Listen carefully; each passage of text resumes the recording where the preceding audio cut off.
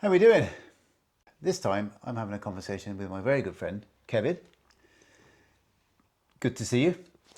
Good to see you, Paul. Welcome to Not Done Yet. Thank you very much. Kevin has got a lot of life experience and has very kindly agreed to have a conversation, and we'll find out a little bit about him. Right, Kevin. So I thought it'd be interesting to just sit down and have a little talk about some life stuff. Yep. And you've seen a bit of life. A bit of it, yeah. No, 72 years, yeah. What you've learnt along the way, and what getting older has taught you, us. And this is what we kind of do. So I'm going to start with earlier in life, but first tell us a little bit about yourself. I'm Sussex boy, West Sussex. Well, not quite born and bred, but I was born in Surrey, in Hazelmere in Surrey, but I've lived most of my life in this area. I'm from a well-established local family, from particularly my mum's side, the Ralph side of the family. They were timber merchants and sawmillers and things like that, and I worked for the business for a while. But I did, once I became self-employed as a painter and decorator. Right, okay. So just looking back an earlier bit of your life, when you were in your 20s, what did you think life was going to be like? Oh, in my 20s, I thought life was going to be easy. Generally speaking, I suppose it's not been that bad, but in my 20s, I didn't get married until I was 23, which was a little bit later than a lot of my friends got married. Some of them were married and had families at that age. Early on. Yeah. But I didn't get married until I was 23.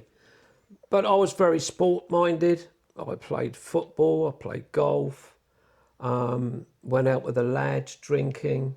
And then, you know, I suppose I was 23, so probably when I was 20, I met someone called Julie, who I got married to in 77. So yeah, but it was, you know, you think life's going to be all easy, but it doesn't prove to be that way. Rarely turns out what you expected. Exactly. Yeah, that's right. Yeah. So you mentioned you were a painter and decorator, property management, that sort of thing. Yep. What did that teach you about people? I've always been quite an outgoing type person. At school, I had lots of friends. That carried on into my teens and into my 20s, and even to this day. But I met, particularly as someone that worked for themselves for 47 years. Wow. Okay. You met so many different people from so many walks of life. And you did learn how to deal with different types of people. Right, okay. I worked for some extremely wealthy people that turned out to be some of the most arrogant people you could ever meet. Really? Did you find that more, that the wealthier people tended to be more arrogant than the ones that were less well off? Not all of them. I wouldn't say all of them were that way. Okay. But, and now I've still got some friends, I would call friends, that were very, very wealthy people from different walks of life. But then you've got some of the ones that, shall I say, the older people that I work for were so genuine and generous. You finish a job and you go to leave the job and they would say, "There's a bottle of wine for you, Kevin," or "There's a tip for you." Yeah. Whereas some of the most wealthy people would just say, "Thank you very much, we'll pay you in a month's time." Yeah. And that's, you know, sometimes I used to think that's how you became wealthy, because you never paid your bills on time. You know what I mean? Yeah, that's right. Yeah, that does always be a common perception, isn't it? Is that's how wealthy people are. Yeah, yeah.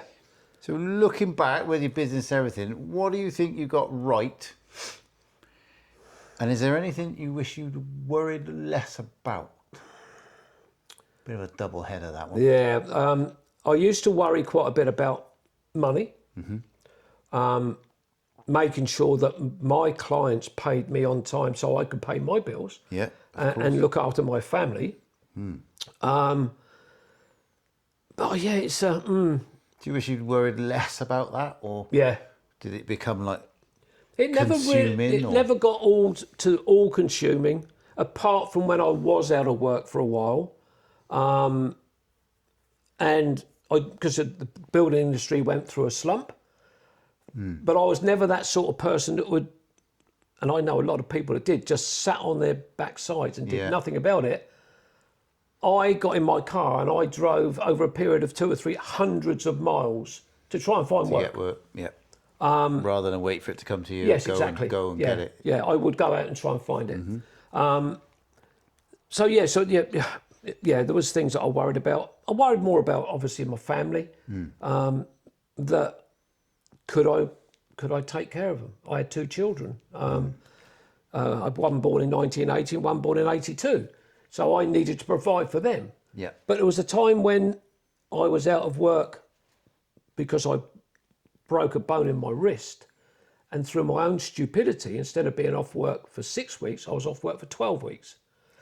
And then my in-laws stepped in because my parents were not wealthy at all. They would just live from day to day. My father was on what he called piecework. He only got paid for what he did. So my in-laws then stepped in and bought my children shoes and bought them food and things like that because I was not earning. Worrying times. So we'll delve a little bit deeper now. Oh, okay. What have been some of the biggest challenges you've faced over your Challenges? life? As I mentioned just now, making sure my family were okay. But then getting to a period where I knew things weren't right with my marriage. Right, okay. And that was mainly because we never really went away on holidays that much. That didn't particularly bother me. Was a lot of that down to you being self-employed, do you think? Yeah. Yeah? Yeah, partly. I know a lot of self-employed not, people do find that the pressure to actually not, and they end up not having holidays But like a normal you try and save up for a holiday, but then you go away on when you do. So we did perhaps twice. I think we went away once to Cornwall, and the money you'd saved up, you're forgetting that there's not more money coming to that bank account. Yeah. Because you're taking that time off. And the marriage started going. My then wife just didn't realise, and I believe to this day, and I'm still very good friends with her. Don't get me wrong. When I came home from work, she'd have a little telly on in the kitchen, and it would be Neighbours or whatever you call it, Home and Away. Back in the day. Yeah. And then it would be EastEnders and Coronation Street, and I can't stand any of them. Just soaps. Yeah. So I'd set myself up with a little office. So I treat myself to a slightly better computer. So I started getting on a computer. And I would then go at 9 o'clock, I would go downstairs and we would sit and watch something like, for example, Midsummer Murders or something. And we would watch that and it would be bed at 10 o'clock. And that was my life, day in, day out. That became the routine. And routine. And then I did meet another lady on the computer via online. Obviously never ever got together with her. And then when I decided that the marriage wasn't going to go any further, that was the most difficult time. Yeah. Was the main worry how your kids were going to react or? Yeah, but my kids then were that much older. I think if they'd have been younger, I may have thought twice about it. I think my daughter probably reacted worse than my son. Not arrogant, angrily towards me, but I could just sense there was a little bit more of a resentment there. So that was the most difficult time of my life. But I was very, very lucky. I had great friends, particularly my mate Steve, who helped me a lot. So yeah, that was the most difficult time. Do you think those difficult times made you a different person? Yeah, a little bit, I think, Paul. Yeah. Yeah, I think it made me a little bit. It made me, as I said earlier, I've always been this outgoing person. I've always had friends. I've always been able to make friends. But I suppose it has made me a little bit of a different person. Okay. Getting older, I know you're slightly older than I am. I don't know if you want to mention how old you are. I'm 72. 72. So you've had a long life. Yeah. With a lot of experience. Yeah. What surprised you the most about getting older? Is there anything that has surprised you about getting older? Has it been better or worse than you expected it would be getting older? I can't complain, really. Okay, well, the only thing I would complain about is my pension. Because I literally have to live off of my pension. I've got a tiny bit of savings, but that's not going to help me at all. So has your definition of success changed over the years? Not really. I don't think. I don't think it has. You know this. Going back, I don't know, 8 years ago, I got into YouTube, and then I got into Facebook more, and I started a Facebook group, and then I made more friends, yourself and Kim and others, and I love it. The friendships I've made from doing that has been fantastic. You know, at my age of 72, who would have thought that I would have had so many new friends that I've become very close to? And you can count that as success. Well, yes, I suppose. Absolutely. Earlier in life, you wouldn't have thought that that's what you were going to do. Yeah, exactly. Yeah, absolutely. Yeah, so I've been very fortunate, very lucky. So is there things that matter to you now that just didn't when you were younger? Trying to live as long as I can. Aren't we all? I've had health issues. I am diabetic, type 2 diabetic, blood pressure problems, and I think a lot of people can relate to that. Everybody gets aches and pains and stuff like that. I don't like that. I try not to worry about it too much, but I do. I do worry about my health. But again, if I could find a bit of wood just behind me, touch my door, you know, I've been a lot luckier than some. I lost some great pals from my early days 20 years ago, you know, or more. So, from that point of view, I'm very, very lucky. But, you know, I've got some, within the group, I've got Cynthia, who helps me a hell of a lot, and she's my backbone, really. She drives me on with all this sort of stuff, and Steve and people like yourselves that encourage me to keep trying to do things, and I appreciate all that. So yeah, I think that's important, isn't it? I think I know I've certainly learnt it on my last sort of few years or so, where I became really insular and detached.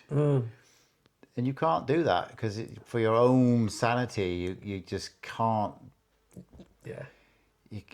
Although I'm now comfortable being on my own, with my own company, if you like, it's not where I want to be. And that's not for a bad reason. It's because I want to be social. Yeah. You've touched on something there that I don't like. And that's being on my own. Yeah. Okay. Trying to think, when did we actually get divorced? Now, let me say straight away, the fact that the marriage broke up is my fault. And I've always said that. She was heartbroken, so that was my fault. So it's difficult, isn't it? It's I suppose adapting to being on your own. Yeah. And we divorced in 2012, and I had to deal with all that myself. She wouldn't have anything to do with it, which is fair enough. But then my son James was still living with me when we were in Hazelmere. When it came to selling the house, I had to deal with all that myself. And I moved to Midhurst. My son was with me. Then I bought this place and did all the refurb. My son was with me.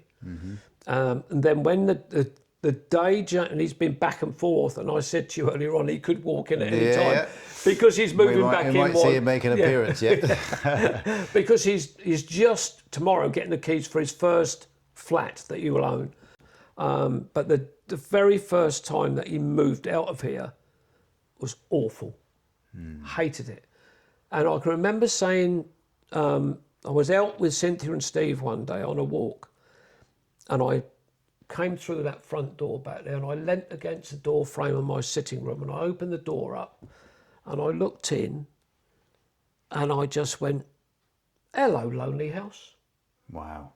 And I bet, I can imagine how that felt, because obviously there was always somebody in the house at every point. Yeah. When I relayed that to Cynthia, when I next spoke to her, it upset her. Yeah, really upset her. It would. Yeah. So that's, I don't like being on my own. Really don't. And if I've been out on a group walk or a group walk with Cynthia and Steve, or just Cynthia, or Cynthia and I have been to our allotment, and we've been there for a day, I'll drop Cynthia off at home, or Steve will take Cynthia home. That door closes at the front door, I'm on my own. And that's it. But I'm not the sort of person that can sit. Let me correct myself there. Only once in the last few months have I sat on my sofa and watched a film from start to finish. Wow, okay. I will have to keep getting up to find something to do. And is that, do you think, a distraction? Yeah. A way that, distract your own mind from realising that you're actually sat here on your own? Yeah, I fully understand that. Yeah. So there's no advice you could give your younger self? Oh, well, or there probably... probably is. What advice would you give your younger self, if you could? To accept yourself more. Okay. Yeah. I think. Not be critical. Yeah. I can certainly relate to that. I spent a lot of my life with the feeling of you're not good enough. Yeah. And that was an overwhelming feeling for me. Was I'm not good enough. I wasn't good enough for my kids, my family, and that was a really driving thing. That made me do certain things that I did. I don't think I've ever got to that point. I lost my brother in January 2005. He was only 58. And even now, I feel a bit emotional about it. That was big. Yeah. So that was a very big moment of my life. It sounds like it. Well, it would be. Yeah, absolutely. Yeah. Okay. Well, thank you very much for sharing that. That's right. That's. We're going to look forward in a minute, obviously, and lift the loop. Well, just one thing. What do you think? Because I'm always interested in this. What do you think people spend too much time worrying about? Again, I think it boils down to money. One thing that is a big worry. Yeah, money. it is. Yeah, and I think that's mainly the big thing. But at the moment, in the world we've got at the moment, even a little bit, I shouldn't do it, but I do post on Facebook about it, and I get told off. It's politics. Yeah. Because so many people. It hasn't happened to me directly. People become very, very anti certain people. Friends, I mean. You know, from one comment, a friendship of 30 years could end because of one comment. That's a very good point. Yeah, that is a very good point. And it's difficult. If you've got a slightly different political view, absolutely, it can split families up, absolutely, let alone friendships. Yeah, and people seem really fanatical about it. And we all know the world we're in at the moment. Yeah, it's a very, very dangerous place. It is. I don't like the world we've got at the moment. It does worry me. Not so much for my life. You know, I'm 72, but for my children's lives and my grandson's life. What are we leaving behind for them to deal with? So that's what worries me about the world we've got now, Paul. Okay. Let's lift the mood a bit and look a little bit forward. Is there anything that still gets you excited about life now? Yes, it might seem quite trivial to some people, is the friends I've made. Mm-hmm. I'm not so excited about YouTube at the moment because it's... She's a thankless mistress, is YouTube. Absolutely, because everything you try doesn't work. But as I mentioned, my friends I've made, my Facebook group, which I'd love to grow. I get excited about going out and doing my group walks that I do every month to meet up with all the group members that turn up. And I look forward to it. Mm. Is that because I'm on my own? That's a good point. Yeah. Do you see what I mean? Do you think it is, or is it? I've never really... It's only just now that I've actually thought about that. Literally this second. Yeah. But I do get excited about it. We've just had the big July walk, and there was a group of, 23 of us having a pub meal, and we all chatted and had a laugh. I really look forward to it. That's the social thing. Yeah, absolutely. And I do, and I'm looking forward to the Christmas meal already. So I'm lucky from that point of view. I've got these things that do get me excited. I've got an allotment, which, as I mentioned earlier on, I share with Cynthia. And it sort of gets me excited sometimes, but when I do get down, it means we've got to do a lot of weeding. It's beyond me. I'm not. That's nothing to do with me, that gardening or anything like that. But yeah, I can see why. Yeah. Have you got anything left you want to achieve still? You've got to 72. Yeah. Is there anything that you think, I really want to do this? I would like to meet somebody one day that I could perhaps settle down with. Not necessarily to get married or even live here, but someone that I could call my partner or whatever you want to terminology it as nowadays. But basically just keep doing what I'm doing. Try and keep healthy, still do my walks. No real big goals. No, or anything not like really, that, Paul. No. Not at my age. I think if I had a goal, it would have come a few years ago. Okay. But no, nothing major. As I say. What keeps you getting out of bed in the morning? Well, it's Throw great. that one at you. Yeah. Well, it's great to wake up in the morning and know I'm not dead. That's always a good thing. We start the day on a positive. Yeah. Look in the mirror. You did say you wanted to lighten the mood a bit. Yeah, definitely. Good advice there, people. Look at the mirror in the morning. Tell yourself, I'm not dead. Not dead.